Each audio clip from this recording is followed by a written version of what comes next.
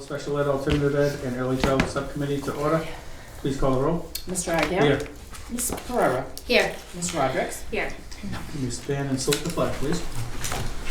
Pledge allegiance To the flag of the United States of America and to the republic for which it stands, one nation, under God, indivisible, with liberty and justice for all. Pursuant to the open meeting law, any person may make an audio or video recording of this public meeting or may transmit the meeting through any medium. Attendees are therefore advised that such recordings or transmissions are being made, whether perceived or unperceived by those present, and are deemed acknowledged and permissible. Do we have any citizen input? We do not.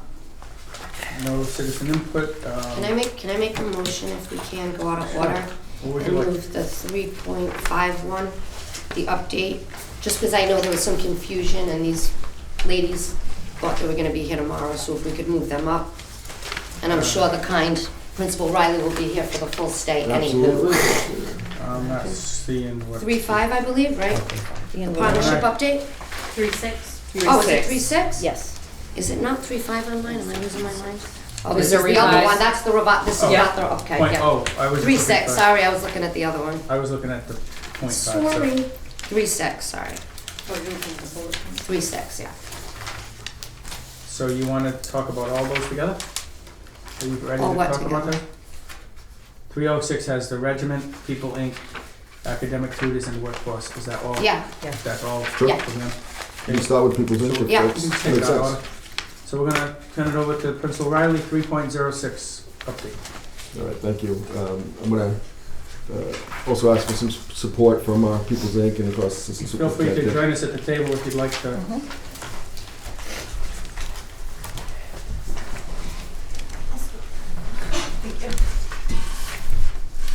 Not gonna move? Oh, good. Thank you. Can you please just introduce who the people are, just so we know? Sure. I'm Emily Martins. I work in the CEC and do the workforce development. And I'm Kelly Mean. I'm the Vice President for Children's Services at People Inc. Thank you. So Emily's on site quite a bit, supervising the tutors that work with our students. We were fortunate enough just recently to hire a retired Florida teacher to be a math tutor, and have Ann Freelander, who's been at the school for some time, still continue to be an English tutor who's certified in English. So we have some really good people in place that kids are touching in with, and they're pushing into the classroom to support teachers. It seems to be working, and it's more of on a one-to-one, one-to-two small group basis. We actually had a meeting today just talking about their services and how they could really impact a short-term solution for a student who's trying to get themselves to Durfee.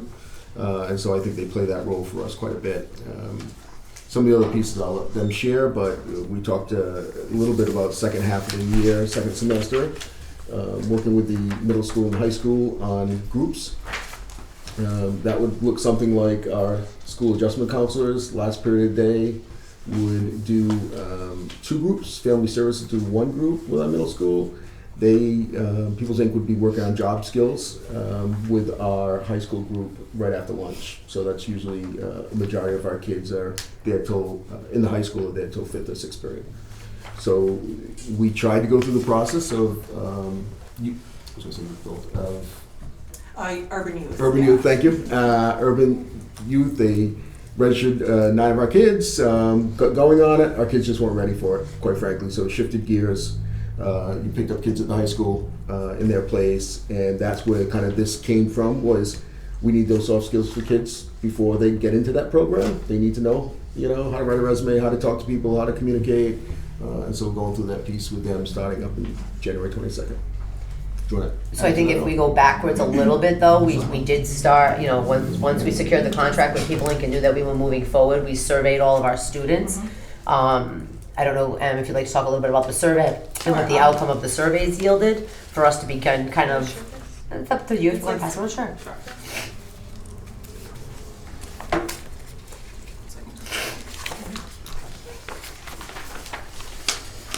I think, originally we had come to the committee looking for a CNA route and a route for culinary as it looked at workforce investment.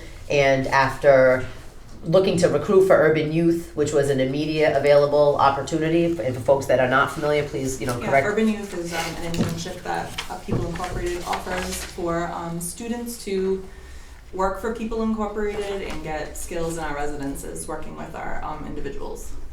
So lots of opportunity for our kids to be trained, provided the skills and the tools within their toolbox to then become hired by People Inc. and employed by People Inc. When we began to embark on that work, we realized really quickly that we hadn't done the pre-work and the pre-employment skills with the kids, and we needed to do that work with our kids before they were ready to really enter into the workforce of People Inc. And so simultaneously, we were also collecting data on career interests among the kids at RPA, and that was where we got a little bit of an aha moment to recognize the healthcare and not necessarily working with other individuals was exactly where the kids wanted to be. And so we've been doing, if you could kind of speak to the survey and what Sure. pivoted us that way. We had a survey that went out to all the students, and as you can see on the first page, culinary and hospitality was the first one that they all went for. Then cosmetology, moving over to pet care, childcare, construction, and other, which was trades and other random businesses that they were interested in.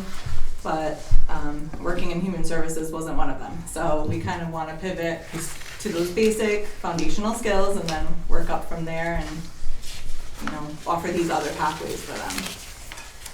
So currently now, we are working with our currently right now, Ken Pacheco and his team.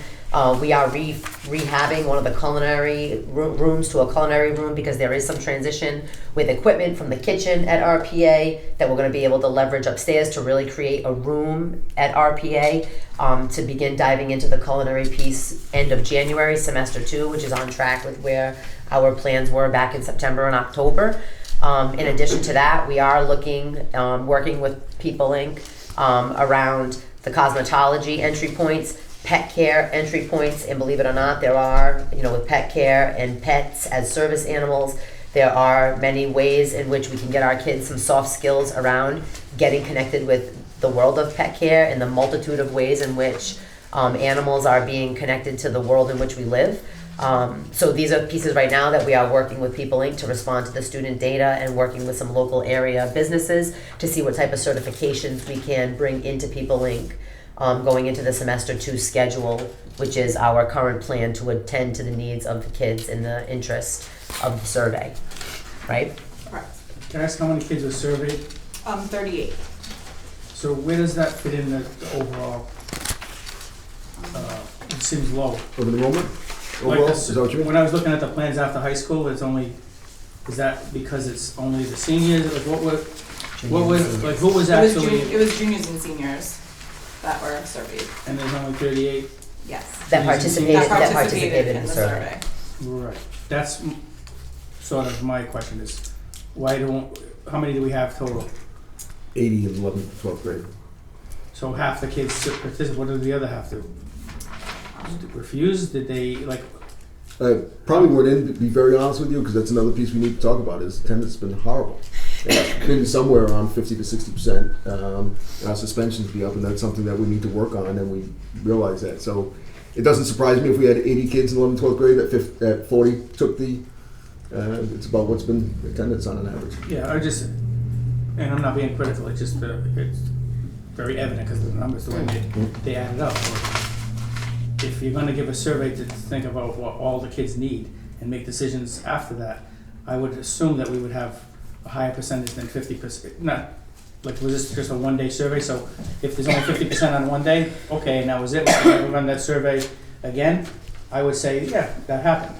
But I'm sure that you had multiple times to get, so if she didn't come to school today, but tomorrow she comes to get the survey, I would be curious what the number. We did some pretty active recruiting over a week. So we did some outreach, we went into classrooms, we had teachers kind of refer kids down to the Community Engagement Center. So I think that we did a lot of outreach without forcing kids to fill out the survey. So I think 50% is a pretty good indicator, and if those were the kids that were interested in engaging with us, those are the kids we want to focus on. Mm-hmm. So. And Yeah, attendance has just been a major issue too, which Yeah, is, you I know, hear you. it's on the agenda. I don't mean to divert it, just my personal opinion Yeah. is, I don't think it was high enough personally, but. Is there any questions on the survey? Are you done with the? Yeah. Any questions from the committee? Sarah? Don't have anything to- Not this right now. No, So- we could talk a little bit about not just the career readiness, but also the tutoring. Yeah, We've well, had yeah. a lot of one-on-one tutoring, we do it in the Community Engagement Center. We do it in classrooms as needed with teachers, either with individuals or with small groups of students, so that the tutors are kind of aware of the context and can help them develop skills. Our primary focus is MCAS completion, so we're working with guidance to make sure that we know who are the kids that need to be prioritized for services, and working on very specific skills. The great thing about the culinary program too, and Sue, who's our new math tutor, really wants to be very contextual in the way she teaches math, and she sees culinary as a way to also help students engage in math. You know, a lot of times students have a narrative that they're not good at math, they're never going to be good at math, so why even try? So if we can really normalize it and make it part of daily life, I think that's even better. So, but we've had a lot of touch points with students in the process of doing tutoring. And just to note on the tutor piece, so the ELA tutor, Anne, has been there from the very beginning because she's been on board since. The math tutor is coming on board now as of January. Prior to break, we also met as a team to discuss a very focused use of the tutors, because they are not there to be paras, they are not there to just be a second set of hands in the classroom. And we talked as a team about being very explicit about what their role is as we looked at some of our MCAS data, and knowing the need for our kids to be confident and build up some self-esteem and self-confidence on attending to the open responses in math as well as ELA. We are going to put a push on working with the Office of Instruction to partner with the tutors so that we have a prescribed support mechanism to help get the kids over the hump and feeling more confident in their writing ability as it relates to attacking open response questions in both math and ELA. So we feel that that's a great place to leverage the tutor's strength, so that they have a focus and they're not just walking in MCAS tutoring. For anyone that knows, MCAS tutoring is a pretty broad spectrum, and we want to be certain that we've got tangible outcomes and evidence of student work that we can show from beginning to end of how the tutors have supported kids in their writing development of open response writings, particularly connected to MCAS. So that was some of the takeaways that we came away with right before the holiday break, knowing that Anne is, that the second tutor will be coming in, and we will have a math and ELA counterpart. And Sue is a former certified teacher, so she's not coming in as just a math knowledgeable person, but she's been on the educator side of the house and understands what our kids need to be successful. So that's going to be the approach that we take, of both, educating the tutors on what they need to do to be supporting our kids in that vein. I would also add, right before we did the survey, Emily was a driver with Brian Cabral, the guidance counselor, on Career Day. It was pretty successful. If you want to talk about that It at all. was, we had over 40 kids attend. We had trades from sheet metal, which was a big interest for a lot of our kids. The culinary, hospitality, Primo's hospitality came and they did a presentation, and the kids were really into that. Military, state police, and everybody attended. They were engaged, and it was a great event. Can you explain the numbers here on the sheet, where it's October 53, November 89, December 46, Sure. just the fluctuation of that is. That was how many kids we had met with in a group setting or one-to-one during those months.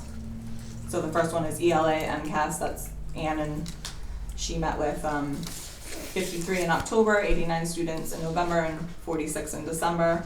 Workforce, I met with 80 kids in a group setting. We did Career Day. We did People Incorporated came down and did a presentation for them, and that was in November, and then December. And then the workforce development touch points, where I was meeting with kids for urban youth informational meeting, the Career Day, and the career pathways. So when these numbers are written, what is that? What is the population that you're looking at? This Is it was only high school? Yes, this is high So- school, 10, 11, and 12th grade. Which is more than 80. Like you said, 80 for the juniors and seniors is there. Yeah, it's on the sheet exactly what the number is there. But So, 103, so if they, include ninth grade. and when you say MCAT, so I'm assuming is anybody, because the 10th graders haven't taken it yet, is there anybody that passed it out of the population that therefore would not necessarily need MCAS tutoring?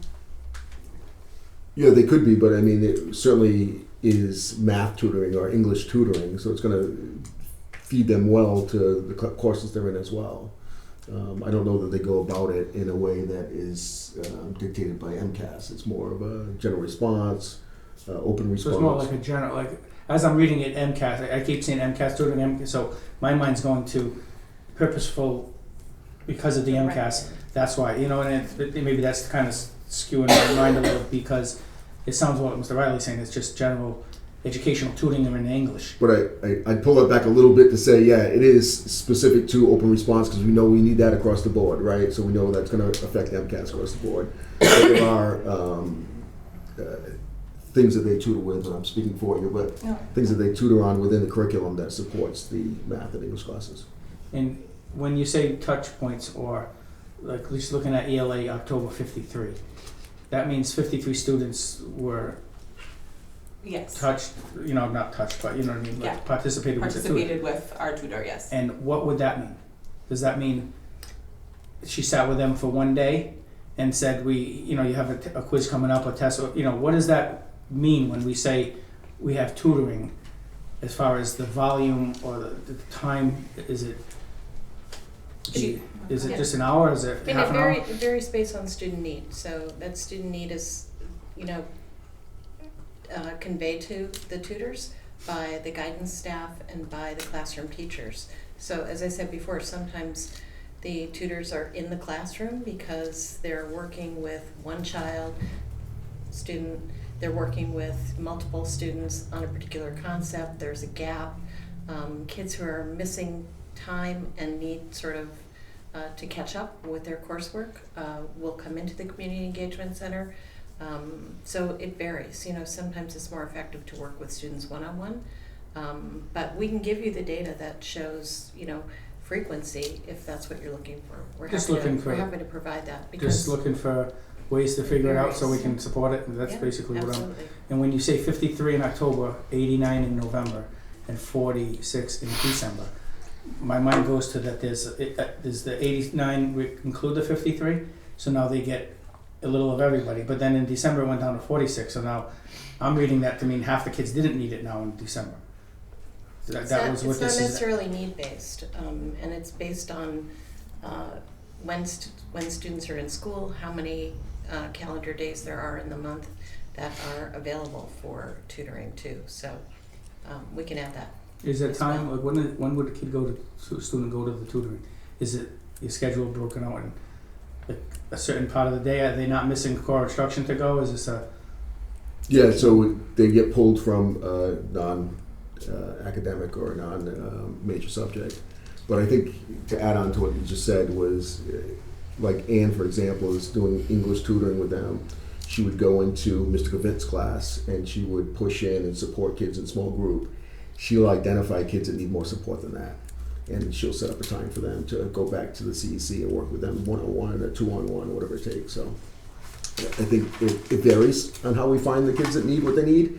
I think that also we keep going back to that attendance piece. If 50% of the kids are coming in, then the kid who's just missed 3 days is coming back in and needs some support that they can't pick up where they left off because it's 3 days later. Yeah, that makes sense. So- Questions, Mr. Pereira? So these numbers are overlapping then. These numbers basically are just, we served 89 scholars in November, but one of those could have been the same that was then again served in December. So I think what we're saying is, if this is set up to like quantify, By student. it's difficult to read it that way, because maybe you know, in October, you only serviced 53 students, but maybe more hours were invested in that. Who knows? We don't know. So I think that's what he's saying. It would be a little different if we could quantify it, but, you know, clearly you're doing work. It's unfortunate we can't bring the attendance up so that, Yeah. I'm sure that would, these numbers would be higher if we had, yet. Just read my mind. Yet, sorry. Of course, yet. But yeah, we can Because break down clearly- that data and get that. I think that's what we're getting at, Yeah. right? I Is think just it's to just- I quantify get it it. more, yeah. How many hours of But service he's have been Right, provided? exactly. Bringing up a point of tier 2 and tier 3. So targeted Right. intervention is a kid going to tutoring 3 times a week. Right. Same time, 3 times a Mhm. week.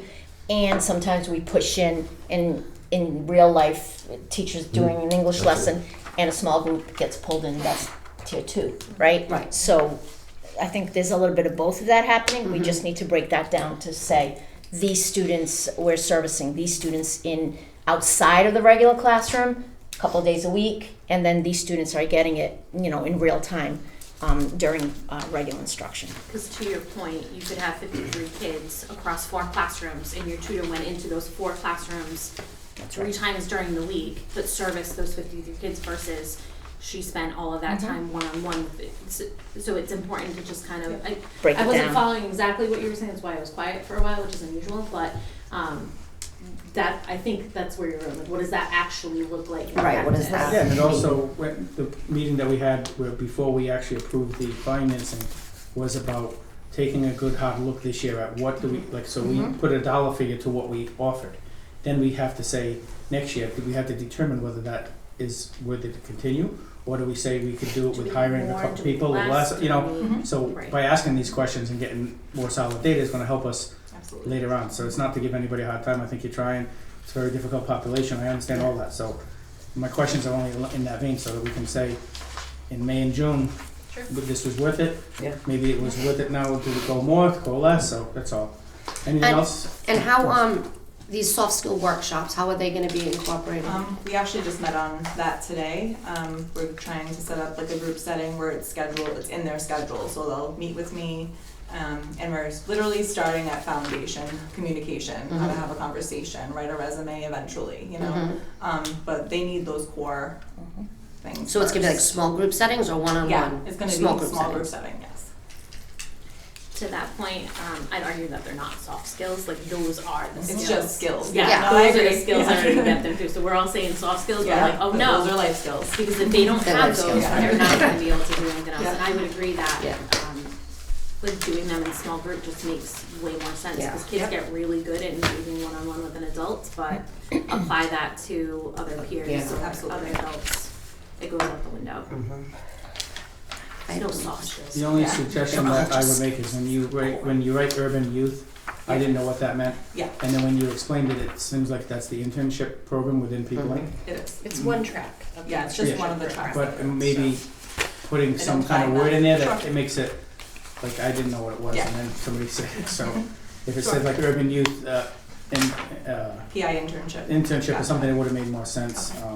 And you have to change what the kids need, you know, for sure, and we're gonna get into more things about the system, but, no other questions? Yeah, but on the pet care, I know of a couple of places that have been working with other organizations to Okay, get kids great. in for internships, like different but similar population. Yeah. So if you want, I have those names, I Absolutely. can get them That'd to be you, great. that they've already been willing to do it with one group, so. Absolutely, awesome. And these are paid internships, I want to be clear that, you know, Yeah. we recognize students, we don't want students to sort of invest time when there's not a return for them.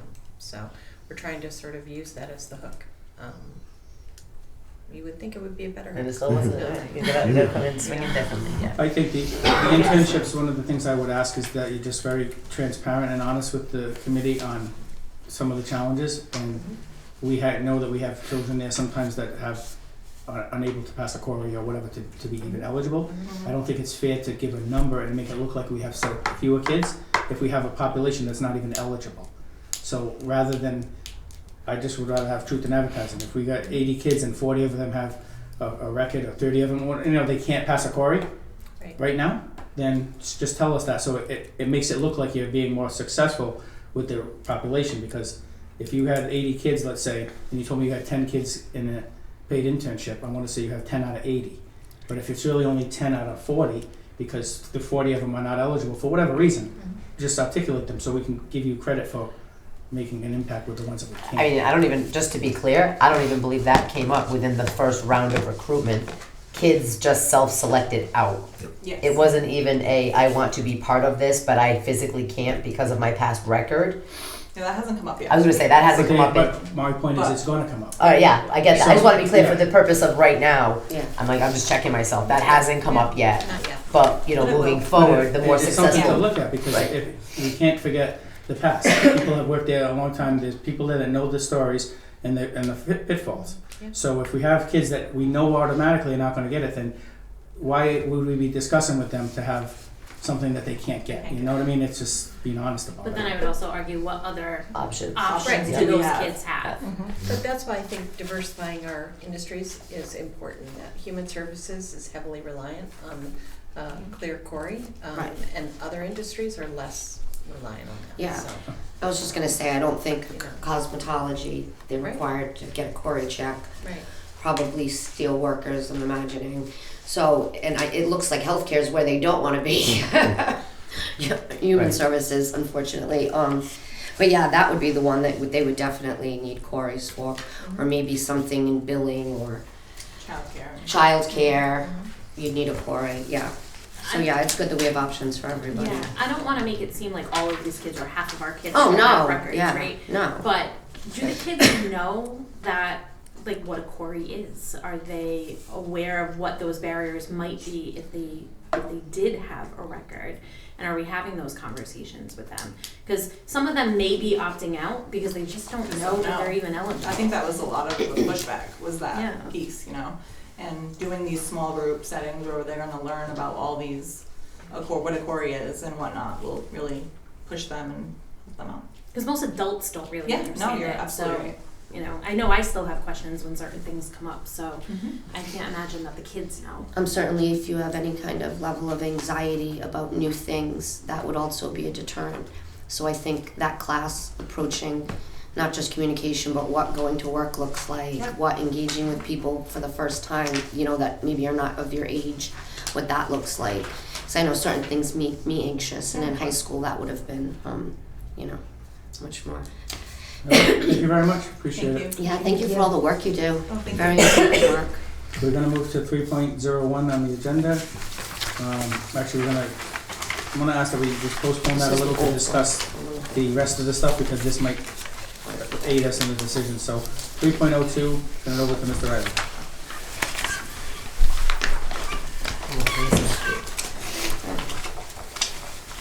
You all understand that move? Yeah. It's the addition of a See. position, but we're gonna talk about all of it. See, senor. Thank you for the adjustment. Thank you very much. Enjoy your evening. Thank you. Sorry, Like, what are you doing? sorry.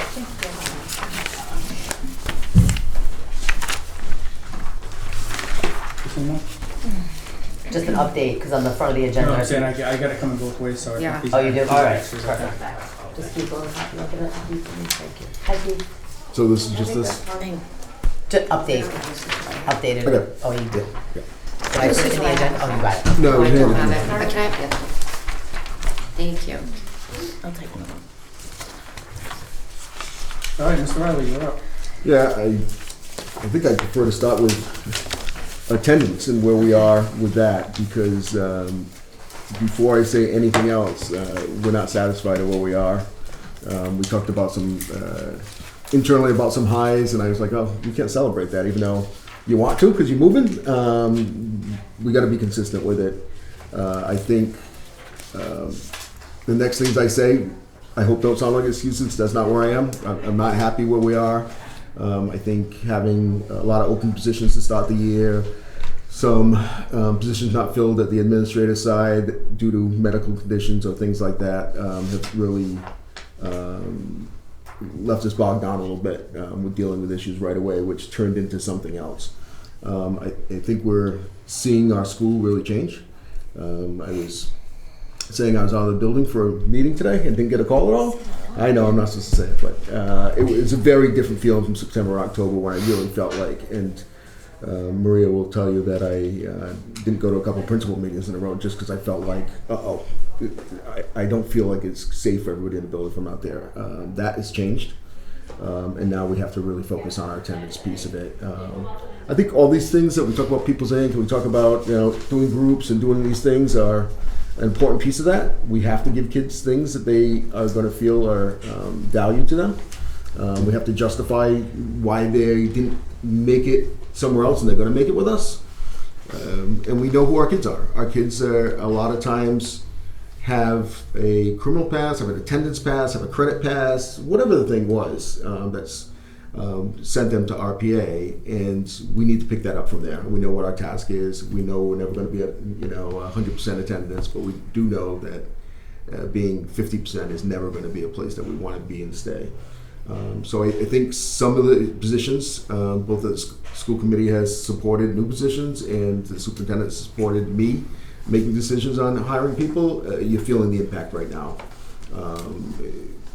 Dr. Brownhart and myself have had long conversations about attendance, and we really wanted to be somewhere different in September, October, and it just because of those things I talked about already, we just couldn't get there as a school. I've included, and I'm pretty open to say this, I've included in my own evaluation a goal on attendance, that I will meet with X, Y, and Z monitors, and I will have those conversations every week because I think it's that important. If our kids aren't in front of us, they're not getting what we can provide them, but they're also could be in trouble somewhere else, and so we want to make sure they're in front of us. So a big piece of that is making sure that we have those same touch points we were talking about with People's Inc., that we do have those addition to a SAC that we did hire that I'll go into later. We're feeling the difference of breaking that down now to making sure we're meeting kids' needs right away. The SEL position we've interviewed for, we haven't put anybody on yet, but that's another position that really gives us an opportunity to hit touch points right from when the kids walk in the door and make sure that they're getting the supports they need out in the community as well. So I think all those things are important. The AP position seems to be one that was been a tremendous struggle for us, just for one reason or another. And they are, like, there's 3 or 4 different reasons for different things. You finally hired somebody that didn't work out. All this time getting into that, and then all of a sudden it didn't work out, so we stopped back over again. Again, I don't want to sound like I'm making excuses. I just want to say that I feel like the school's in a better place. I think some of the things we're doing are really working, and the kids are being successful that are coming in. Now we have to go through the pieces that we've talked about, the program we've talked about, and making sure we're monitoring for success. I don't know if you want to add anything to that. No, I think that summarizes it. And I think it's a matter of putting the systems in place for personalizing attendance, which has been a big drive of my work in the district with all of our schools. We will be taking like phase 2 of the work with principals and really digging deep around the kids that are still struggling to come to school on a regular pattern of attendance. But even getting that system established at RPA is going to be the first part of the work. Now that we do have a team that's more stable, a few of these additional positions are there. And now it's just a matter of no excuses and digging in and getting out to homes and knocking on doors and having home visits with kids and families to figure out what's getting in the way. And then if we can't meet their needs, figuring out how we meet their needs in a different way if RPA isn't the way or isn't the place. But we will have those individual conversations with kids and families as they arise, but making sure that kids know we want them in the building and that the building is ready to respond to their needs will be the message going into the new year as we recruit both kids who have dropped out and chose not to return the first half of the year, as well as the kids who are still on the rolls and on the records but are not showing up with consistency, so therefore they won't gain credits and they won't move forward as we need them to. So we are going to be personalizing that work as part of our plan moving forward around attendance. I think part of that personalizing too, there are kids that come to us and aren't ready to be there, and we had those conversations about these other great programs in the city and how can we help you get in there and meet your needs a little better, because being at school 7 hours a day like you have been for the last X number of years hasn't worked. And so the answer might be something different right now. And so we had those conversations, and we're fortunate enough to put kids in programs that work for them. And I think just to kind of bridge the conversation, I might be somewhere else on here, but around the semester 2 scheduling, because of the low attendance record, we do have some classes that are scheduled with adults that are not necessarily kids showing up for those classes. So how do we repurpose the schedule to have adults available to help meet the needs as broadly as we can, and have class sizes be within a range that meets the needs of kids, but also doesn't have teachers assigned with, 4 or 5 kids for a section, where we could get a different use of that teacher in the building, particularly looking at credit recovery opportunities for kids who have not been successful, either previously or even first semester at RPA. So really thinking strategically around how the master schedule and the live teaching opportunities can help get kids where they need to be, help lift up some of the access to Edgenuity, that is the virtual platform that we've been using across the district, that we recognize our kids need support in being successful with, right? Our kids at RPA are not necessarily independent learners, so we need to leverage the platform with an adult, and leveraging the master schedule with adults that are already there in the building to create these flex schedules for kids that will give them what they need, and still meet the attendance threshold of 4 hours a day through DESE. So we're trying to build all of these pieces into the schedule for the second half of the year as we think forward to next year around alternative programming and a few other veins a little bit different and not just a one-stop shop at RPA, but that'll be for another conversation down the road. I think some of the, I'm sorry, I was just going to say, I think some of the attendance numbers too, you really got to dig deep, as Amy was saying, and look at them. Today I just looked, because I heard again, there was a child under 16 on the run, and nobody knows where they are. And I was like, geez, that's a kid who's not coming in, not attending, but what do we do about that? How do we do it? And at some given point in time, there were 6 of those under 16 years old. And so you take that 163 or whatever the number is and take those 6 off right away. So you're not getting those 6 in no matter what you do, because you don't even know where they are. And so there's some of those situations too, unfortunately, that we really got to dig in with DCF and some other agencies to say, how can we support that better? I think it's personalizing. I think it's building relationships. For me, on a personal note, I think September, October were months that I had to make relationships both with staff and kids. Now when the kids come in and I'm outside every morning, they're high-fiving me as opposed to looking at me like I got 3 heads, so. I can attest to that because I've driven by in the morning and I've seen you outside, like high-fiving kids, and some of them, they're too cool because they're teenagers, but sometimes I'm too cool too. they are. I've never been cool enough. They just need to welcome in the door every day, and I just make a point to be that person, because it's the best part of my day, to be honest with you, is the morning, seeing them come in. So, Any questions on attendance? You may have already said this, but has there been an understanding yet as to where these kids, what's the barrier? I know you said that we have to dig deeper to have a better understanding of it, but do we have any kind of general sense of what's happening, that they're not coming in? I think the ones that are like heavily chronic are really just, I don't want to say lost because it's such a lousy word, really just not used to that piece in their system for a very long time now. And I do think they'll come in, and we also have other situations that are similar, that kids come in once and then they're out for 9 days and they come back on a 10th day, so we don't drop them. But they can also, the family receives some services for that or whatnot. So there's a lot of other pieces to it that that are within the system. And so they may be someone who will drop or go to a high set, but the family wants them to come in. So as long as they come in enough, it supports the family.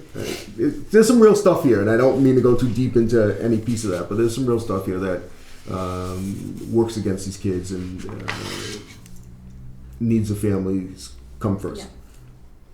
So that's always my question, is like, what's the barrier? And I know like we're trying to find out what that is, and that might look like 163 different barriers. Mm-hmm. But is there a general consensus? Like, we know that basic needs are the issue. We know that transportation is an issue. We know that this is an issue. Yeah. So that's all I was asking for. Yeah, and on the other side of that altogether, Drew and I looked at some numbers today just because I was like, geez, we can't have that many kids that are chronic, like I see these kids a lot. And there was about 40 kids that were very good attendance, and we're going to celebrate them more in front of everyone. Mm-hmm. We can't just look at the kids who aren't there. We've got to celebrate those kids. We have some kids actively ready to go back to their sending schools. We've made that, make sure they do everything right to get there. We want that to be successful on our way there. And the same thing with schools sending to us. We want it to be successful. We don't want to dump kids either way. And for a kid who's doing everything right, our PA may be the right place for them. That's why it's going so well.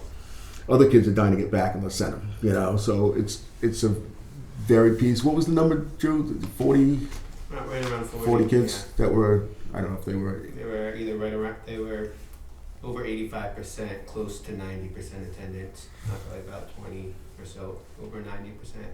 At our highest time, we had about 180 something kids, and so like the other side of that are some kids we've never met. They were on our roster, and so again, not excuses, but there are these kids here that are killing it. There's these kids I've never met before. If you said the name, I wouldn't know who they are really. That have been drop sent or whatnot, and then it's that other piece in the middle we really got to work on being successful with. My only question is on the sheet here with all the people that put input into the computer, journal entries or something. Shot as the number of attendance coded journal entries by staff. I see people, I don't know that they work at RPA. Is that kids are? There was one name that triggered it to me. Like I see Kevin Whiting on it and Maria Kennedy as. That's because they do work at RPA. So Aunt Maria Kennedy is the attendance officer at RPA. Kevin Whiting is, as you know, in the court. So they do go into X2 and they do truancy. They put notes in the journal and all that. So they are updating records. That's what that is messaging. It just here, that's why I'm asking. Yep. I'm just looking at the thing. I thought you know it was Gerald Lima, because I'm like, That one. He's in here too. But Jerry Lima, that might have been Mhm. the student that was sent from That's Durfee, and he was their VP at that time. there you go, that's what it was. Thank you. We've talked about these numbers too, Mr. Aguirre, that you see the first number that's 87. Of course, that's a lot of the high school just by one person, but we're not happy with the rest of the numbers either. That's my job to get on them and make sure if they're calling, great, make sure they're making an entry. Because I believe they're doing the work, but they got to make those entries so we can track it better than what we're doing. So when you're seeing numbers of 1, 2, 3, that's really not acceptable right now. Yeah, that's.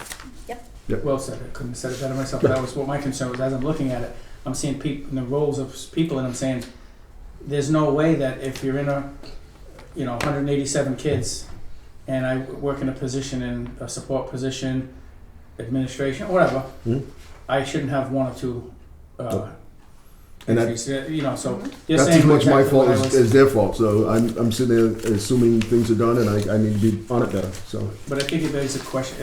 It doesn't beg the question. It states. I've said at these meetings, that we had a lot of good things happening in the alternative ed, and last year it went backwards instead of forward. So I want to put that on the table. That you're coming into a new thing, everybody here, and things that were working, you're now trying to bring back. And it pains me to say that I've been here, but we failed when we didn't say how we're going to allow the good things that were happening to flex scheduling, credit recovery, all these options. I sat at this damn table for months and said, this isn't happening. Why is that not happening? Why is that not happening? So internally, you got to look at your systems and say, we can't allow that to happen again. I don't think it's happened. I think you're doing a good job, but we allowed that to go backwards. And it really is frustrating because I've sat here for a number of years seeing the money that we spent, the consultants and everything, and I'm like, why are we not doing what we said we were going to do? So just an aside, if I'm critical, that's why. It's because I think it's frustrating more than anything. The next one is, what was 3.03? I don't have the agenda in front of me. Is there any? Assessee update. Yes, Mr. Riley. yeah, I would just say with the SESI update, it was a good segue what you just said. We're hiring these people from outside. I think they're doing the work with us. I really feel that. We stay in pretty good communication. They come down for at least once a month for 2 days. Some months it's more than that, but they are on call anytime we need them. As we talk about positions, they come back and say, hey, I'm at the school to Superintendent Ponce, and a security guard, good example. Like, they really do need those 4 security guards. It's a problem, a safety issue. It put it on the table for us. We agreed. We put in a system with them that makes a lot of sense. It has calmed down behaviors quite a bit, that one piece of it. That's not all that's happened to calm down behaviors, but that's a piece of it. So consistently now, we do have those 4 security guards. It's bigger than that, and I'm just using a small example, but Ceci's done a good job of coming in and putting together a professional development every month when they're here. As you know, Wednesdays, students are let out at 1:48. Staff gets together at 2, from 2 to 3:30. If Ceci's here, we do PD with them. When they're not here, we supplement with other PDs, and we have a PD listed in the packet somewhere. We talked as a whole and really talked about de-escalation for our staff, and thought that was a big piece. Like how are we getting kids to be in a place that they're being successful? Every staff member should have de-escalation. We've had that conversation, Amy and I, quite a few times, and so that's in place and can be done internally now, which is great. We're trying to figure that out, and it seems like we have enough trainers here in the former public schools that we're not going outside for another consultant to do that work. We're doing it right here. And that's about to start up. It was going to start up today. It's going to start up in 2 weeks. So that'll be there Wednesday. So we're shifting some of the pieces around Ceci when they come, but it's easy shifting because we do a lot of SOC meetings, and we call them SOC meetings. I know it's a funny name, but I interviewed someone that we didn't hire who came up with that in our interview, and I kind of liked it. It's student of concern meetings, and so we break down to middle school and high school and really talk with administrators to teachers what's going on with this student, how can we better serve the student, has anyone called home this week for the student, like what's going on. And so those conversations happen on a regular basis. If we do 1 hour PD, then we leave a half hour for that at the end of it. If we make SOC meetings the most important thing that we do that meeting, then we do 1.5 hours of it. And we really talk about every single kid that we can. Any questions on Ceci? This is just yellow and green for the heck of it, right? I really like those. No. Okay. No, Because I green. thought one was completed, one wasn't, but then I was reading through, some of the green says completed. And Yeah, so green is completed. Yellow is in process, progress. basically. But Gotcha. there were some that were blank, and we decided we weren't going to do them. Then we turned around and said, you know what, that makes more sense. We should do these things. So Okay. we've gone through each piece of it, and these are recommendations from Ceci after being in the building. When they come in, just so you know, they come in, they stand outside with me greeting kids. We go in right after that and meet in my office. We talk about what's been going on. They actively go in the hallways and support kids and staff. They sit in classrooms. They really make an effort when they're there. So it's So this one here where it says create uniform language around walkie calls to ensure clarity of support needed per situation, and then the site develop during 10-11 visit. But then you have in progress. What does that mean? it means we should probably shifted that PD for that day. We had something else that was more Okay. important. Okay. So we still plan on doing it, but we haven't like. So that's going to be like a PD that'll take place during some professional development. Yeah, so we have those Wednesdays, which is great. It doesn't need to be on a Wednesday, but I think at one point they switched from Friday to Wednesdays. They were telling me the history of it because attendance was poor on Fridays when it was a shortened day. But those Wednesdays are crucial for us to really talk as a staff and make sure that everybody has the information. Part of my other goals through Dr. Brownhart's suggestion is really getting a newsletter out to staff.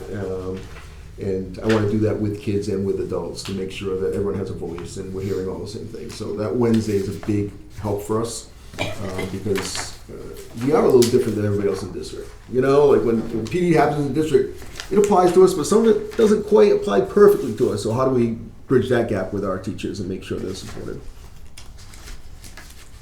My question on that, is this a 1 year? Right now it was. We wanted to see the success of the program or the services that they provided before we made any decisions and wanted to see where RPA was at the end of the year. But we need to do, just like we're doing with the other Ceci programs that are in the district, of collecting that data and then going to present a recommendation. I've already talked to the superintendent about what this What is the, what's the objective? Like, what are we looking for to say? Are we able to just take their info and their guidance and systems and hand it off and be done with it? So What I is the think ultimate that, goal? right, so I think the ultimate goal of this first year was getting them to support Kyle and RPA in putting the structures and systems in place so that the culture of RPA is conducive to learning, right? They have other goals about instruction and all these other pieces, but the culture of RPA being conducive to learning, meaning who's welcoming the kids in the, what is our system for cell phones and sweatshirts and hoods and all of those pieces, and then forming those relationships with staff and kids so that they can actually do the professional development around how they're communicating with kids, what messages they're sending. So I think the first year, this particular year, was those routines, structures, procedures. What is our vision for RPA, right? What is, if I'm a teacher and Kyle's my principal, do we share that collective vision, and are we both working towards it? Because it seemed like previously, in my limited experience with RPA last year, that everything was piecemeal, right? It might be a pocket over here and a pocket over here and a pocket over there, but there wasn't anything uniform. And that's what Ceci's assessment, when they first came down, noticed. So the way that I am going to work with these guys on whether or not it's effective is saying, okay, we talked about the culture of RPA. What data do you have to show me that the culture of RPA is more conducive to learning than it was last year? Maybe there's a decrease in fights. Maybe there's a consistent system for cell phone use, or, walking in the hallways, kids not being able to sneak into different stairwells. Like, those are all successes, in my opinion, of putting structures and systems in place. If you don't have that, the instructional piece can't happen.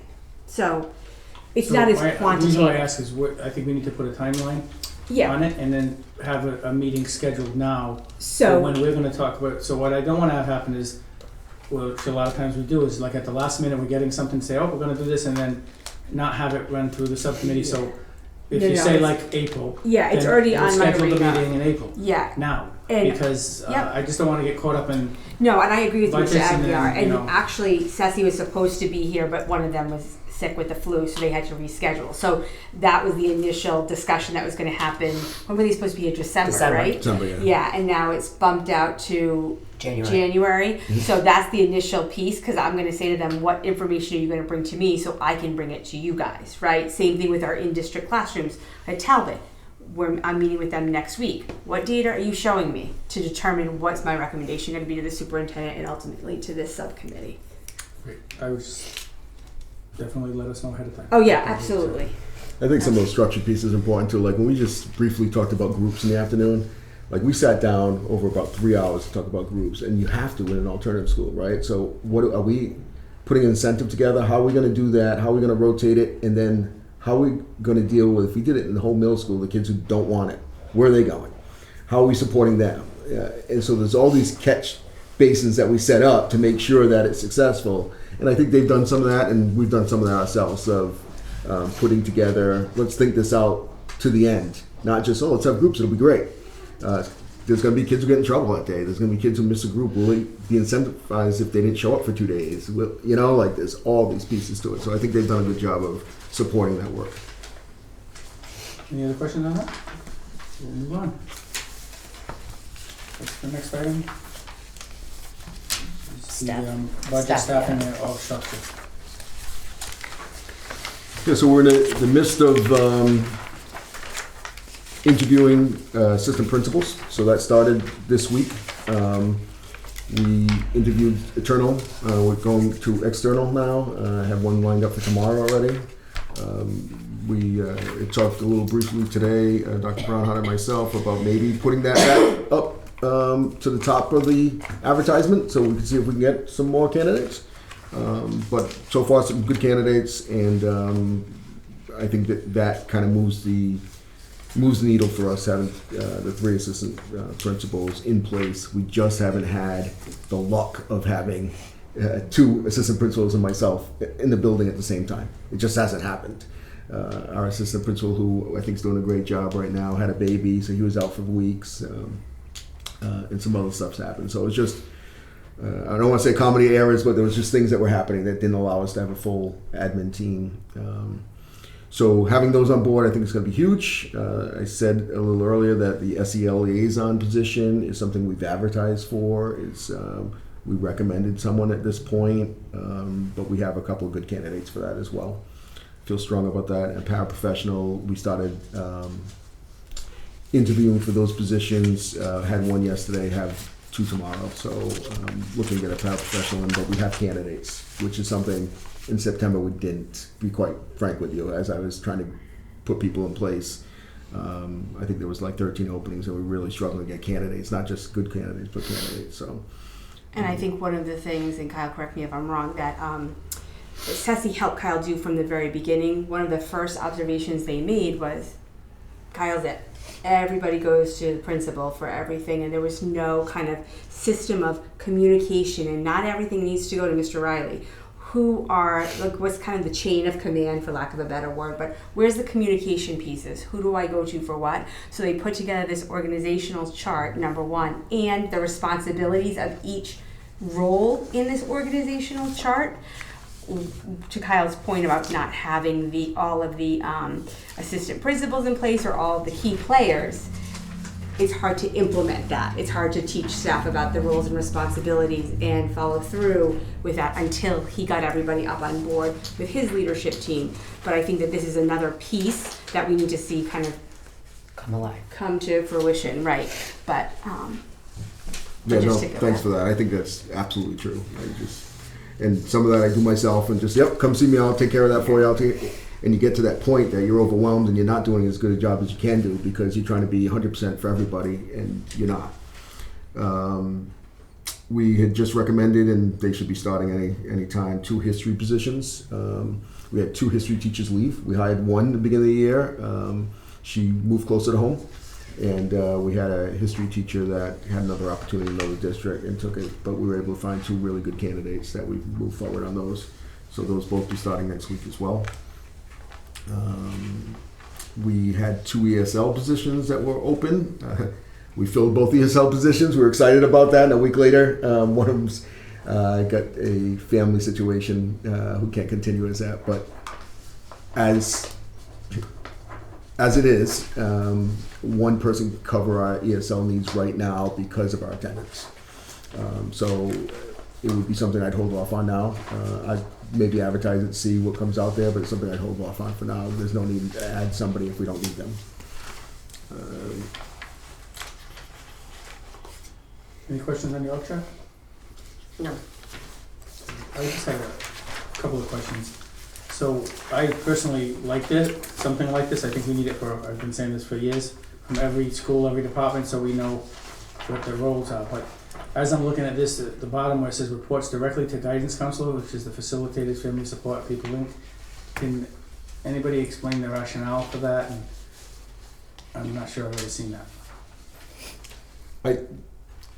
My takeaway from that is that People's Inc. is doing quite a bit with guidance for scheduling the kids as they use them for tutoring. People's Inc.'s involved in the career day. They did that with guidance because it made sense because they were bringing in the bodies together. The family support specialist really is a position that was in our intake office. We haven't had intakes. We've really slowed that down because of getting under control again. And so we haven't had very many at all this year. So it didn't seem like that position needs to stay in the intake position. So we've used her throughout the office and for social media pieces actually to kind of change our brand a little bit. But she works right out inside the guidance office. So to Lori's point before, we're breaking it down that they all don't report to me or report to vice principal so we can do our work in the classrooms.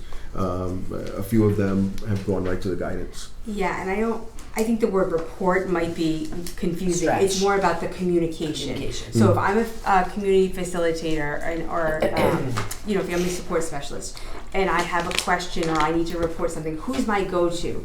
This group of staff should be working closely with the guidance team because that is the people that are most in touch with the students, right, and the families. So I think the plan for when they developed this chart with Kyle was to talk about the communication. So that's the first people they should be communicating with. They notice something at home, they notice something when they're talking with families, they notice whatever. People's Inc. has something to share, they go to the guidance counselors first. From there, the guidance counselors take it to the next piece if it needs to get there, or they facilitate that communication, whatever the feedback is. But I don't think it's a reporting. I think it doesn't look like it's in the right place to me. Yeah. And then when you look at it structurally, we just talked about like having those meetings that you talked about for the students of concern. Yep. So Yeah. logically, the way it always was when I worked there, and I always thought was like you had a middle school assistant principal, then you had a guidance counselor for that group, and an adjustment counselor, and they would fall under the assistant principal for that because now you hold the assistant principal responsible for the continuity of that whole Everything Right. that happens Well, with like- grades 7, 8, and 9. If you look at it though too, the guidance counselor does still go to the assistant principal. So again, it's more about the communication piece. It's still a linear piece. Again, I didn't build it with you, No, so I could be speaking out of turn, but that's the way that I understood it. It wasn't, the assistant principal inherently still is overseeing those staff members, but the communication piece starts with guidance and them, and the guidance counselors bring it to the assistant principal so that it's more clear. That's absolutely right. And I say the administrative team, that's all SACS, guidance, department head, vice principals, myself, meet every single Tuesday. Just because of some of the needs of our administrators, either dropping off a kid in the morning or I need to be somewhere after work. We rotate that 7:30 in the morning on a Tuesday, and then we do a 3:30 the following Tuesday, and we rotate back and forth. So if everyone can't be to every single one, at least they can definitely be at the ones that fit their schedule better after school. So we meet every Tuesday. We disseminate everything that comes through these offices about where we're moving next. All I would recommend is, Work the graphic. add the new people. Yeah. Well, that's Clean it the up thing, a is little adding bit new so that people, right. It kind of makes sense because then, we just keep on voting for new positions and Yeah. it helps to know. For Like, sure. I'm looking on here, there was a controversial vote for the guidance counselor for the center, Mhm. intake center, and I think somebody was appointed if I Yep. remember. Where is that person? So I think this was done early on. It may not have been a No. when it- No, we have an intake guidance Oh. counselor. Yeah, Isn't yeah. that, he's in that family support specialist? No, it's Lisa Quintel's job. Oh, Yeah, I he's do right. not see it here. So, Yeah, to your point, yes. plain truth in advertising. Yep. I was adamantly opposed to it and I support the heck out of the school Mm. because we don't need it. And I said that when we were presenting it. Mr. Riley just told us they haven't had any intakes. I don't have to tell you how that makes me feel with what I suggested and nobody wanted to listen and we still hired the position.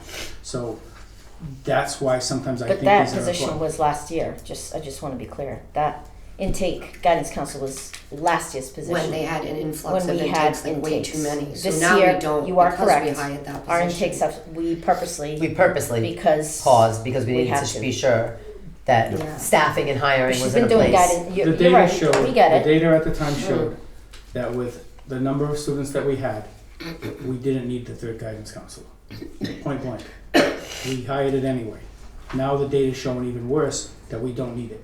So it begs the question of what are we doing with that person? So for instance, that happened, and then I advocated, and I'm not backing off on it, to add a school adjustment counselor and a SEL liaison. I also advocated to add another vice principal.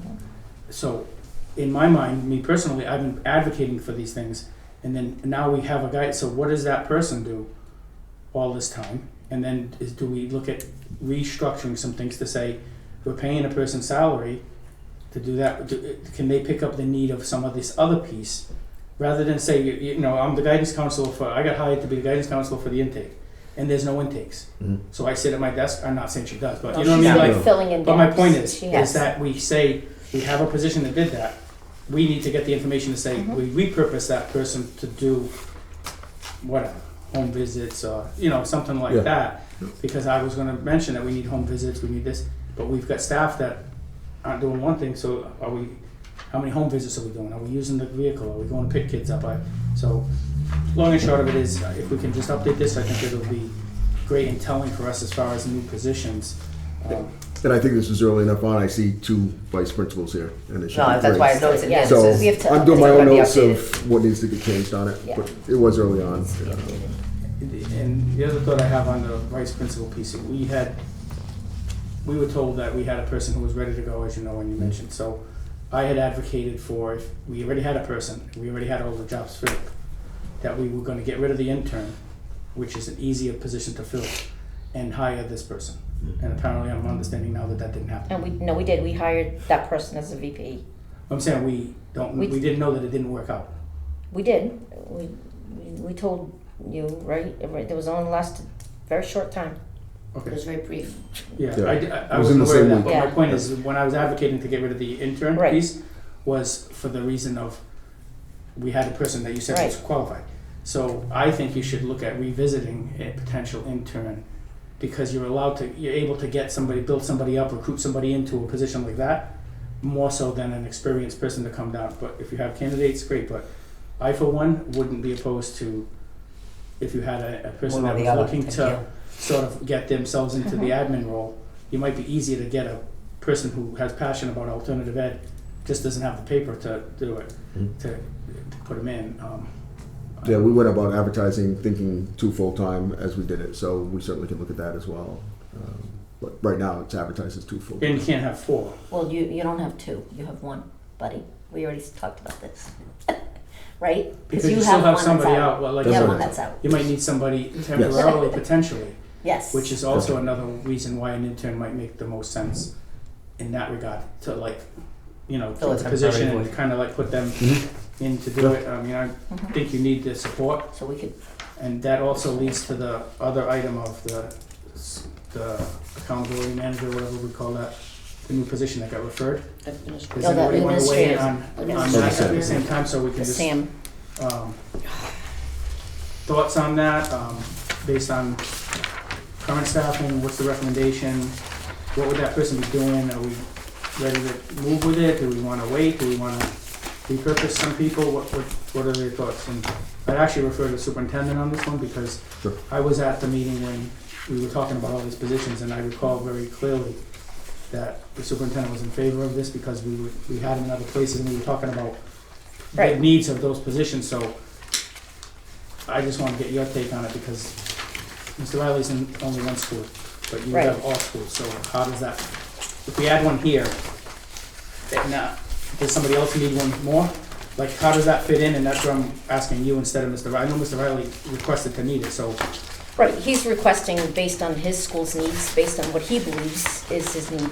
I am not one to say, just because we have 4 SAMs at Durfee, we need to have SAMs everywhere, because fair is not equal. I've said this many times. I think it's based on the need of the school.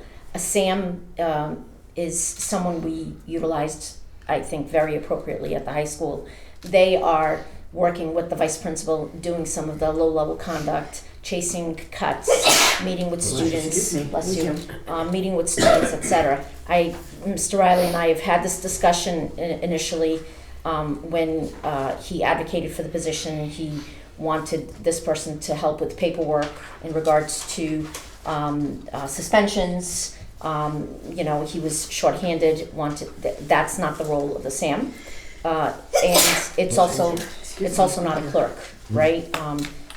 And that's exactly what I said. If you need a clerk, tell me you need a clerk. But a SAM is not able to do the legal part of suspensions, etc. So, does he need a SAM? I want to be respectful of my principal when they advocate for a position. Would I put a SAM automatically in there right now? I personally think that we have a lot of moving parts, right? I'd like to see the new vice principal in place. I'd like to see the SEL liaison in place, the SAC that just started, all of these positions working, and seeing, okay, so if we have all of these positions working, let's look at how they're all working together, and then let's assess, give it a month or 2 months and say, okay, you know what? All of them we all know their roles and responsibilities, we're all working through them, but I think there's one missing part. That SAM needs to be in place. And then and then I'll say, yeah, that's what we need. I'm just very hesitant, and I will say that with every principal, when they advocate for a position, show me why, right? And, you know, let's look at, you know, we have to make sure that everybody's working at optimally, to make sure that that's the right need. Because it could be, after all of those pieces are in place, it could be that it's something totally different. He might need another SEL liaison, or he might need something and say, I need it, but I need it for this. I thought I needed it for that. So I would like to wait another month or 2 to see how all those other positions are working together. thoughts? I think it's a pretty good assessment what it is. I was very honest when I talked to the superintendent about not knowing exactly what a SAM was, but feeling like we were missing the smaller stuff. Mm-hmm. And so everything was becoming bigger. And Yeah. it could be just that we didn't have the other positions in. I think it's okay to ride this out and see what the people that we're putting in place now are good. I'm kind of excited about the team we're building, and I think that's not a bad assessment of saying let's wait a month or 2 and see where we are then. I think it's fair. I really do. Any thoughts on that? What does the SAM do? What was in your mind you needed versus what they actually do? Do you want to say what Sam does? You want me to tell Yeah. what What you thought. What I you thought. thought, yeah. I really thought, as I kind of asked around a little bit about, and I called Matt Dismara, said, what do your SAMs do up there? Like, I'm curious, because I was going from the school committee the next Yeah. couple of days. I wanted to make sure I was asking for what I thought was right, and really a description of the tardies and the small detentions and things like that. And I felt at the time, and I'm not minimizing what the job is, but I thought at the time really that we were just missing so many small things that everything was turning big. And it sounded like a position that could really catch those small things for us. And I do think the addition, and I said this before the meeting started, the addition of the SAC is huge because we're breaking down kids now in smaller numbers and we're getting to more kids. That meet our need right now. And again, I don't disagree with the superintendent. I think in the sense of let's make sure this is what we need. And I don't mind yelling for what I need. I'm not shy. But if it's not the right thing, then I'm also not the person who spends money. If you know me at all, I'm very tight. So I think it's worth. And just to touch back on the guidance counselor who was hired for intakes, what is she doing now? What is her role now? She's filling a lot of gaps for us. Big one is she's still doing intakes for kids who were RPA, left the area, and coming back in. We're taking those kids back because they were our kids. Yep. So she still does intakes with those kids. She's kind of the liaison to all the programs that we're trying to start there. So if there's a program that's going on with CD Rec, with Family Service or anything else, she's that point person for all of those. Which works really well for us. If we have a guidance counselor out, we had one guidance counselor out whose wife was going for a surgery for a couple of weeks. She filled that role for those weeks. So she's been busy. I can say that about her. If she doesn't sit and say I have nothing to do. She comes to my office and says, what do you need me to do? And so she supports the hallway. She supports kids in behavior issues or whatever. So we're utilizing her. It looks like you were really looking for a gap filler at that point, at the point that you were asking for a SAM. So to shift back to that for a second. But it sounds to me like by putting all these other positions in place, the positions that really would have filled those gaps, that makes more sense. And so it makes sense to put that on hold for right now. But it looks like you were looking for a gap filler. I think so. And I think like putting on hold, not kill it, put it on hold because it might be the exact thing we need once we do all this. Right.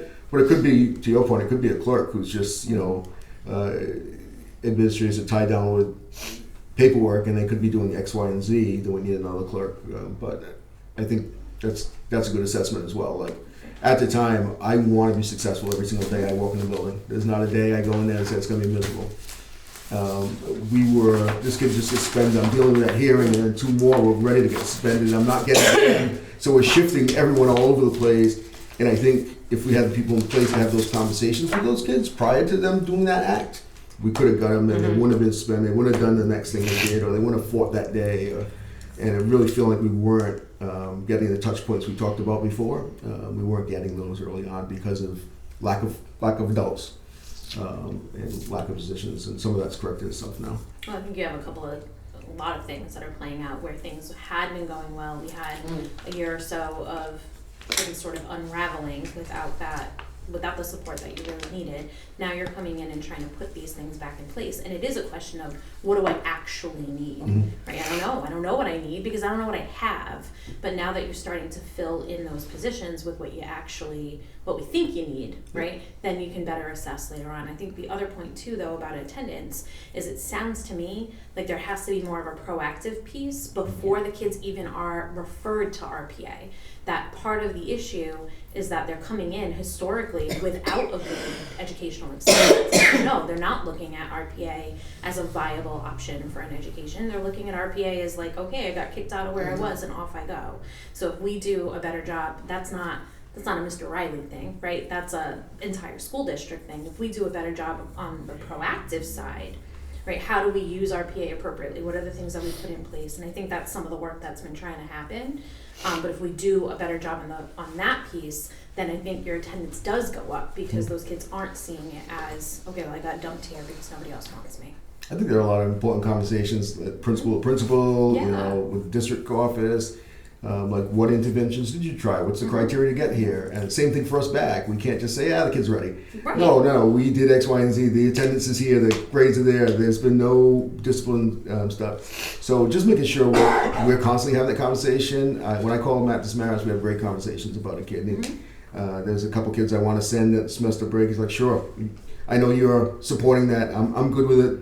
Get everybody else on board, kind of thing. So, and I know those kids that need to come my way that have been really put on hold. It'd be good to have that systematic piece systemic across the district that everybody's tried X, Y, Z interventions. This is what we have. It's on paper. We're ready to go. To your point, I think it's going to help. In the last couple of years, that hasn't happened. No. So, like, let's be honest about what that looks That like. actually is, I'm gonna respectfully disagree. Consistently. Because I think that our middle school principals and the high school, they don't send kids without multiple meetings, without interventions in place. No, that's We not do what I'm that. saying. That's not what I'm saying. Just before they get there, like, those interventions may have been in place, but maybe that kid needed to be sent earlier. Oh, well, Right? So that's sort of what I'm getting at. circumstances, Yeah. you're absolutely right, circumstances at times, like right now, he's right, we haven't sent a lot of kids. There are kids that should be there, but we were trying to support RPA in getting systems in place, and those principals have held on to those students and try to Different things in place. put different Yeah. things in place. I'm And are not- still not Yeah, necessarily exactly. finding, right. So, And I wasn't trying to say that either. Yeah. let me be Like, clear. I'm not saying that nobody. Because they have to, like, that they're we just had to dumping do, kids. legally, we have to have an intake process, Mhm. and they have to follow it, everybody has to follow No, it. I'm not, so let me back up. I'm not Just wanna make suggesting that sure. where, that middle school and high school principals are dumping kids in there. No, because that's not the case. no, I The agree, I just wanna make perception- sure people out there know No. that there has to be a system, because we can't leave it just to somebody say, okay, I'm gonna kick them out, and then, Right, because that's that's where you get that Perception, brand and that that's we're the trying to perception rebrand. that's been, and I think in the last couple of years, that communication between all of the schools has not been as consistent for a variety of reasons. But now I think you're trying to rebuild that communication process, and that's going to be key to getting some of that attendance up. Because then, you know, those kids know that there's a warm handoff to, hey, Mr. Riley's going to greet you when you come outside. This is what this is going to look like, and that's what I'm. It's a good way to that's put what it, a warm hand Well, on. that's kind of what we need, I like right? that. Because it's like, okay, Kevin's my student. I'm the principal here. Kevin's my student. I'm sending him over to RPA. We need to do a better job of that warm handoff, which I think in the past maybe we've done, but there's been a lot of circumstances that have led to we haven't done that in the last couple of years. So if we can firm that up, then it looks better, right? And it feels better, and then kids want to be there. Because I have driven by in the morning, and I've seen you outside with the kids, right? And they're there, and they're engaged, and you know, they look content. I mean, I don't know exactly what's going on, but I've been stuck in traffic over here, and they look like they're content walking into the building, right? So that speaks. It's about a lot creating to a me. culture Mhm. where kids feel. Yep, it's relationship and culture. That's exactly what it is. And if Who we teaches the create 7th that, grade? that's better. Do you have 7th grade teachers? Like, how does your classes 7th, 8th, and 9th all in one? So, No. no. No, they're not multiple grades. So who teaches 7th grade? Well, teachers teach 7th, 8th, and 9th grade, but not together. Right. But the 7th graders is separate. 7th grade separate. So- Not to get into individual kids because there's so few of them. I don't want to. But We have- I'm looking at the enrollment, and part of this was like the enrollment. So somewhere I saw there's 4 7th graders in the whole school. So if we have a teacher teaching only 4 kids, and then we say we stop the enrollment process, like you said, I know you said there's a system, it's supposed to be a system, but then we also said we stopped the system. That's not right either. Right, but we didn't have, it wasn't right to, they didn't have staff. They weren't staffed. So they have positions, but they weren't staffed. It was not right to send kids into a school that wasn't staffed. So we held the So we kids didn't have in their and setting we didn't have any schools teachers until teaching he filled his positions. We didn't have any teachers teaching the 4 7th graders, is what you're saying. That's not what we're saying. No. No, what, No, what I'm saying, and I was trying to do it in a different way, but we do have students who are on IEPs that are substantially separate classrooms at times. Right, but if, I'm only looking at the enrollment data. I know what you're saying. So when you look at the enrollment data, and there's only 4 7th graders, but we have teachers teaching 7th graders. Now, I understand if they're in a different program, but that would mean we have none of the regular kids. Like, so Yeah. my only concern is that we are affecting the middle school. Like, if there's kids that have done things or whatever, and they should have gone through the system to be created here. I'm finding out now in January that we haven't taken any of those kids. What is the effect on the middle schools, which we have a major problem with our middle schools overall? Like, what are those kids staying there? How are they affecting the middle school? And now I just don't see it. The numbers, But maybe get some of the numbers wrong, or maybe I got the numbers wrong. But well, you might be, I don't want to do an identifying thing, right? But you might be looking at students who are in a specialized classroom or whatever. So we have no some of regular those ed kids in kids- 7th grade? Are we clustering sub-separate classrooms? Like, is it a cluster of 7th and 8th grade, or 7, 8, and 9 for sub-separate? No, I would say that we have such a small number without getting into individual children. We don't have any 7th graders who Right. require a substantially separate classroom at RPA. So what I'm looking at is this chart right here. 8, 9, It says grade 7, IEPs. enrollment Yeah, 4. yeah. That's what I'm talking about. Yeah. So if we Which have, hence, if you look and see where it says down below that we are looking to restructure the schedule because of exactly that, enrollment numbers that don't warrant the schedule that was built at the beginning of the year. Because yeah, you've got a 7th grade English class with 4 kids in it. So If that's we- what you're asking. right, so if we're Yes. not gonna combine those with 8th graders, we don't have the ability, But to change. we're not saying we're not. Now we're saying as we move into second semester, so that we are We might prepared. do Oh that. yeah, that is part of the semesters too. That was written in there somewhere. Yeah, we and are I'm gonna just as cluster. a former special ed director really saying, like, I don't want to identify kids, and there are kids in that small group that have special ed services. the moral of the story is, Mhm. I'm just looking at the data that you present, so these are the questions that get back. If anyone looks at this and says, we only have 4, without any further explanation, it's begging the question of why do we have a pause on kids that are, and we just heard it from multiple people, that we've had middle school and high school people, but I'm more worried about the middle school piece here, that would have normally sent somebody, but we stopped it. right, That's what I because they weren't ready to accept more students.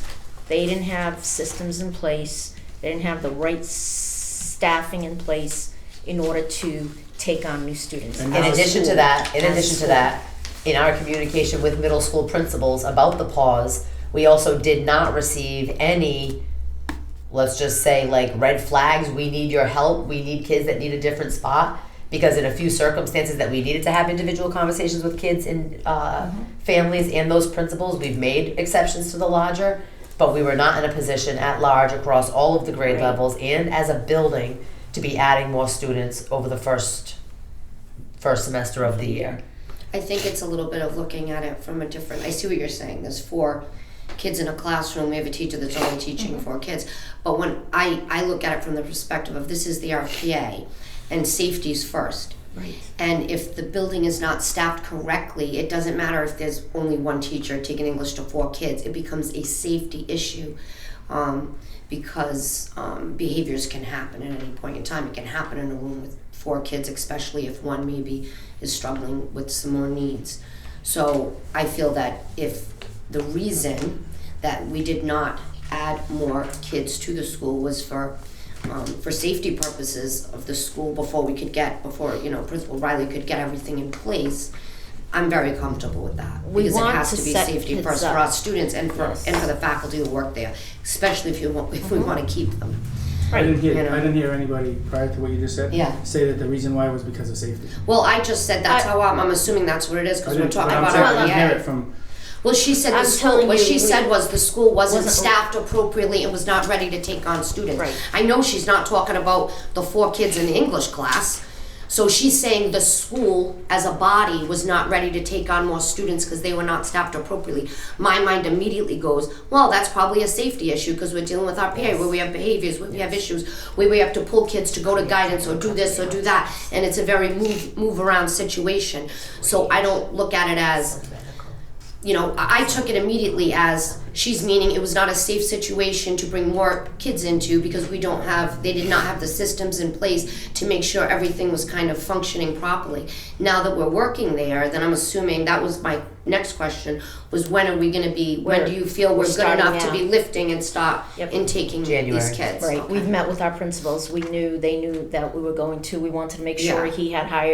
he had a lot of openings, this year. We wanted to make sure he was staffed, like, as he said, he had one VP in, one VP out, one VP in, one VP out, so we needed to put, systems in place where we felt comfortably that the kids that we're sending there are gonna be supported appropriately, so that they're gonna be set up for success. Because I think honestly, wasn't- the worst situation would be to take a child who maybe needs RPA services, but pull them and put them into a situation that is less stable than what they were in. That's just pushing them back.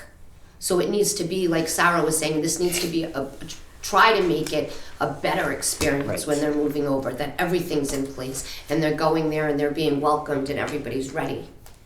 With that being said, I'm glad that we're now moving forward into that, because clearly this is a situation that needs to move quickly, It you needs know. to happen. Can I ask, how many, at all of our schools, talking about attendance, don't we have an attendance para at every school?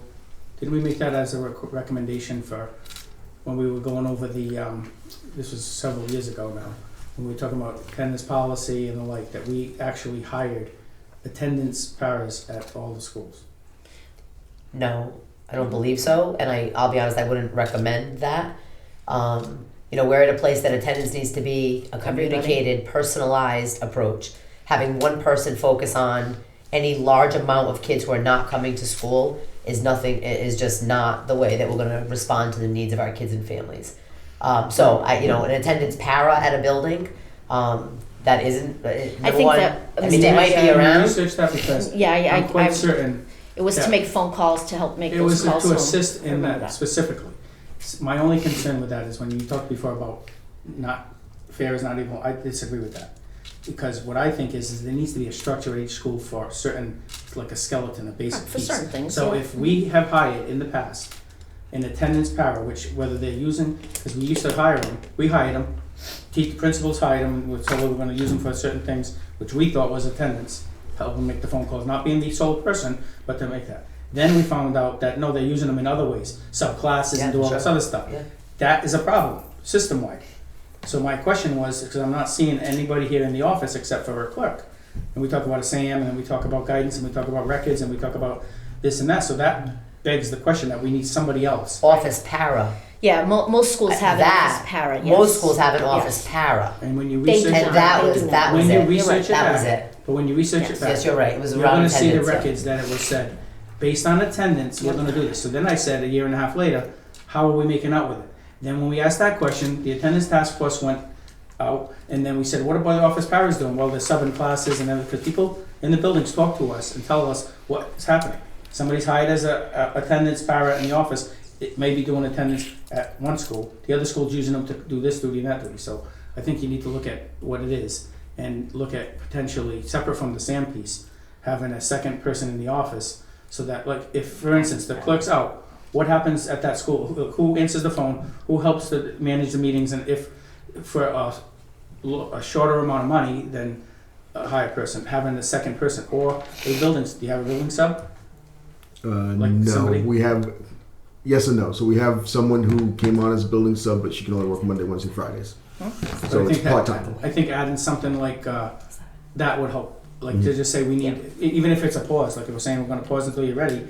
Adding an extra person as a sub to be there to help with some of these things as you're getting this up and running is also, Well, It's- it every fits within the building is budget. supposed to have a building sub, but as you know, every building is short people. You're right. If we could only get them, but I'm saying you have a budgeted line item. yes, we do. For that. So if he's using one right now for 3 days a week, he should have the ability to call in just another person on Tuesday or Thursday if that's the case. So something just, you need to have coverage, and I'm looking at there's a missing link here, but if we as a committee a couple of years ago voted to say we want an office attendance Office para at para. every Yeah, I school. don't understand why they don't, But if we did that, right. 2 Then years you should ago, have them. he should have had one, the last principal should have had one. He should have had one. If we made a motion to say we're gonna give an office para to everybody. We made a motion as a group to say for ELL, we were gonna have a para in every foundation classroom. So that would mean that's like a blanket. You should have one. So if we made a motion to say in the budget, we're gonna have an attendance bar at every school, I'll look to What do they see say? why So- they didn't or when that stopped, and if that's the case, then he'll post for one. I'll look to see why they don't have one. I mean, since I've never seen one there, but we will look Yeah, to see I when don't- they had one. there used to Have a be history, two, so I don't there know. used to be two People people in the there back office. in the day. Oh. We had like a clerk, and then you had an office para. Office para, that was would it. help to be. Because all the other person was schools have an answering. office. I remember when I got one at Lord. Remember that. Any So other we- questions on No. this? So what are we doing 3-1? Are we just tabling it? How does that? But right now, I think, I don't know, I think. So a motion to table it? Motion made to table, second. All in favor? Aye, Aye. opposed, so voted. I think that's your side. Any other new business? You'll- Mr. Riley, you have anything you wanna add that we didn't, maybe glossed over, or? No, I mean, I talk a little bit about one of the programs that seems to be very successful is we hired a former employee through our Shannon grant to do MMA. Brian Raposo, one of our principals at Talbot, generously lets us use his gym. Through Shannon, we pay Jorgen DeCastro, who's a former security guard at the high school, to work with our kids doing MMA. Kids love it.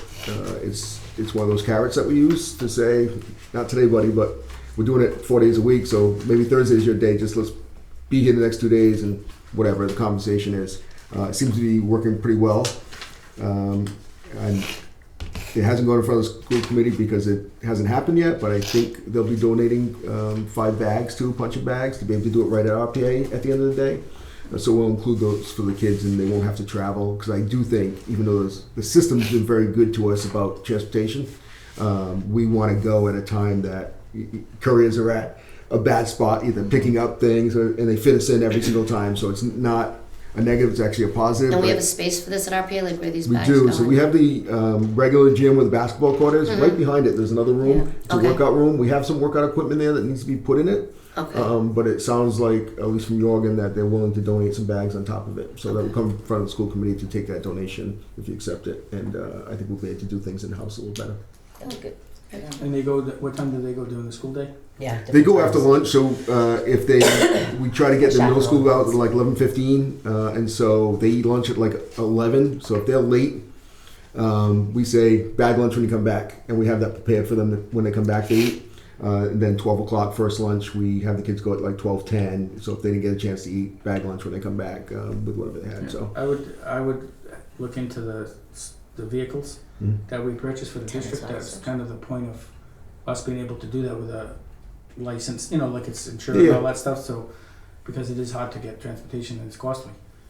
But if we can use our own people to, yeah, that's who we are using. Just so I'm clear, Yeah. that's who we are using, and I'm saying we're probably taxing the system where we might not have to because we can do it right in-house. Yeah. So I really want to get to that place that you're paying for it, use it somewhere else if we don't need it. If we Yeah. can do it at home, we'd rather do it at home anyway. Mhm. Because if it's going to be snow next week, do I want to send kids in the courier van out to Regiment? We'll just cancel probably that day. So if I can get him to come to us, it makes more sense for everybody, I think. Mhm. anything else? Any other new business? Motion to adjourn? Second. So made, seconded, all in favor? Aye. Opposed, so voted. Thank Thank you you. all. Have a great night. Thank you.